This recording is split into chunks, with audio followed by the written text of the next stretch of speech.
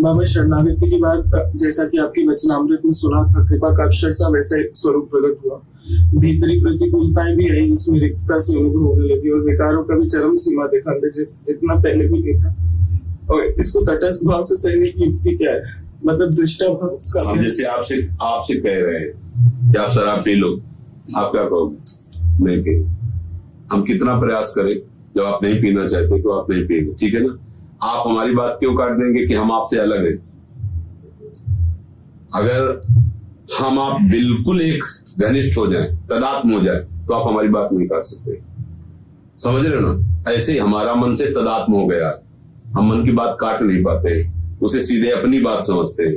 तो यही हमारी गलती है। उसकी सही बात पर तो तदात्म हो जाओ, लेकिन गलत बात पर उसको, जैसे आप दूसरे को जवाब दे सकते हो, आपको कोई मांस ला के दे तो आप क्या करोगे? धूर्त कहीं का। देख रहा है कि वैष्णव चिन्ह धारण किए हुए हैं, हम प्रभु के भक्त हैं, फिर भी तू ऐसी चेष्टा कर रहा है, चल ऐसे ही मन को डांटना जाए, नीच कहीं का। अनंत जन्मों से भटकाता और आप तेरी बात नहीं मानने लगा, फिर क्या बिगाड़ लेगा आप बताओ? अब हम क्या बड़ी गंभीरता से सुनते हैं उसकी बात, वो कहता है ऐसे ऐसे, और हम उसमें सुख लेने लगते हैं और वो बात अपनी मान लेते हैं कि हम काम चिंतन कर रहे हैं, हमें काम भोग चाहिए, हमें अमुक वस्तु चाहिए, हमें अमुक, यही परेशानी। समझ पा रहे ना? अब इसके लिए चतुरता चाहिए, और वो चतुरता केवल भजन से मिलती है। जितना भजन करोगे उतनी बुद्धि प्रकाशित होती जाएगी, उतने आपकी विवेक रूपी तलवार काटती जाएगी सब आसपास के। बिना भजन के तो बात नहीं, खूब भजन करो। बस इसमें यही देखो, गलती का समाधान क्या है? क्षमा मांगना नहीं है। गलती का समाधान है कि मेरे से गलती कैसे हुई। जैसे मानो प्रायः सबके अंदर काम भाव एक विशेष, भगवान ने गीता में विकार, ये विशेष विकार है, सबसे बड़ा विकार सब में है, सब जीव जंतु में, सब में। अब जैसे वो प्रलोभन दे रहा है और आपके पास ऑप्शन नहीं है, क्या करेगा वो? गंभीरता से समझना, वो क्या करेगा? थोड़ी देर स्फुरित हुआ, शांत हो गया, क्योंकि आगमा पाइनो अनित्यास, आने जाने वाले नाश होने वाली वृत्तियां है ना, ये स्थायी वृत्ति नहीं है कि आप 10वें दिन इसी में मगन घूम रहे हैं, पूरे जीवन इसी में मगन घूम सकते हैं यदि ऑप्शन है। हमारी बात पकड़ना, वहां चले जाए तो ऐसा हो जाएगा, ये क्रिया कर ले तो ऐसा हो जाएगा, ऐसा, तो फिर आप पूरे जीवन इसी में पागल बने रहेंगे। और इसके पागलपन से बचना तो इसको ऑप्शन मत दीजिए और इसकी बात मत सुनिए, ये थोड़े दिन जलाएगा फिर अपने आप शांत हो जाएगा, और इससे बड़ा कोई मित्र नहीं। और जिस दिन इसने आनंद सिंधु भगवान पर अपने को जोड़ दिया, उस दिन तुम्हारे हटाए जैसे विषयों से नहीं हट रहा, ऐसे भगवान से नहीं हटेगा। ये बहुत काम की चीज है मन, बस इसको संभालना थोड़ा कठिन है, क्योंकि हमने इसे गलत जगह लगाया है।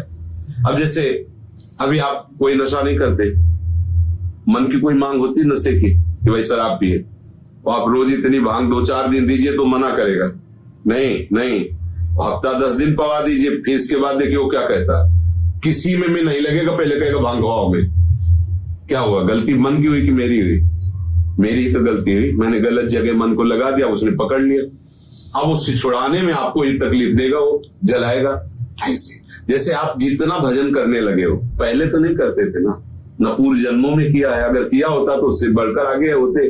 पकड़ लिया ना, अगर 10 बार राधा राधा उसने पकड़ लिया है तो 9 बार नहीं कहेगा, वो 10 बार ही कहकर चैन लेगा, और 10 बार में अगर कोई विघ्न डालेगा तो वही मन आपको जलाने लगेगा कि इससे क्यों मित्रता की।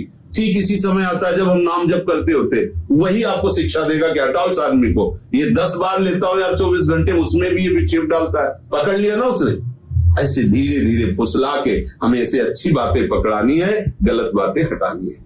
इसका कोई दोष नहीं, मन का दोषी हम हैं, क्योंकि हमने इससे गलत करवाया है। हम इसकी गलत सपोर्ट सलाह पर हम अपने आप को निछावर करते गए।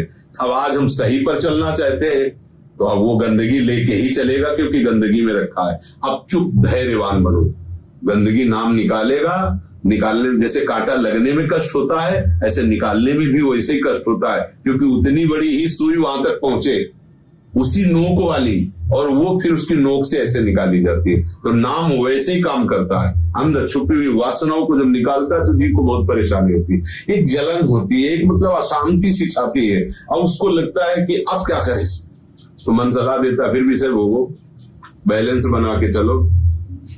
अगर कोई फिसड्डी हुआ तो फिसल जाता है, फिर आगे की सोच ही खत्म हो जाती है कि अध्यात्म की चढ़ाई पर चढ़ना है, और अगर कोई गुरु कृपा पात्र तो कहता है ऐसी तैसी तो मार डाल फिर भी मैं नहीं जाऊंगा, तो मुझे मृत्यु जैसा कष्ट दे तो भी मैं गलत नहीं चलूंगा। और वो समझ जाता है, वो धीरे से ईश्वरित हुआ, शांत हुआ, ईश्वरित हुआ, फिर एक दिन आता है विषय वासना ही नष्ट हो जाती है, हृदय आनंद से भर जाता है। समझ रहे हो ना?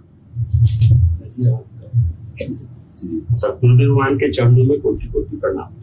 महाराज जी, मैं लगभग 2.5 साल से YouTube चैनल के माध्यम से एकांतिक वार्ता और सत्संग सुन रहा हूँ और मैं आपको अपना गुरुदेव भगवान मानता हूँ, इसलिए मैं आपके शरण में आया हूँ। प्रारंभिक में मैंने आपसे सुना था कि भगवान के जिस नाम में प्रीति हो या सरल लगे उसको आपकी रुचि हो जाए उसको जपने लगे। मैंने शुरू में भगवान के अलग अलग नाम जपे, उसके बाद मैंने सीताराम नाम में मन लग गया और तब से सीताराम रटता हूँ। रोज हनुमान चालीसा का पाठ करता हूँ, मंगलवार को सुंदरकांड का पाठ करता हूँ। मैंने इसके लिए किसी से अनुमति नहीं ली। गुरुदेव भगवान, मैं आपकी शरण, आपकी कृपा से आपके चरणों के निकट आ गया और अब जो भी मेरे लिए आज्ञा हो उसका अनुसरण। आप जो करते हो करते रहिए, और इधर से जब मंत्र और नाम प्राप्त हो उस पे मन लगाने की चेष्टा कीजिए। जो यहाँ से मंत्र मिले या नाम मिले उस पे चेष्टा कीजिए, और जो करते हो करते रहो। ये जब ये अगला कदम ठीक जम जाता है ना तो पिछला अपने आप उठ जाता है।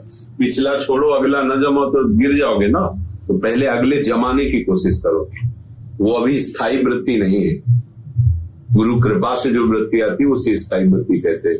पहले यहाँ श्री जी की शरणागति लो और श्री जी का नाम मंत्र लो और जपो, और जो कर रहे हो वो करते रहो। जब आपके मन में आने लगे कि अब हमसे ये नहीं किया जाता, अब हमें इधर चलना है, तो आप चल, समझ रहे? आप प्रताप तो देखो शरणागति का, मंत्र का प्रभाव तो देखो आपको कैसे उठाता है। खुद देखते चले जाना, वो आगे बढ़ाता चला है। अगर ईमानदारी से चलोगे तो, आज्ञा के अनुसार चलोगे तो, ठीक है।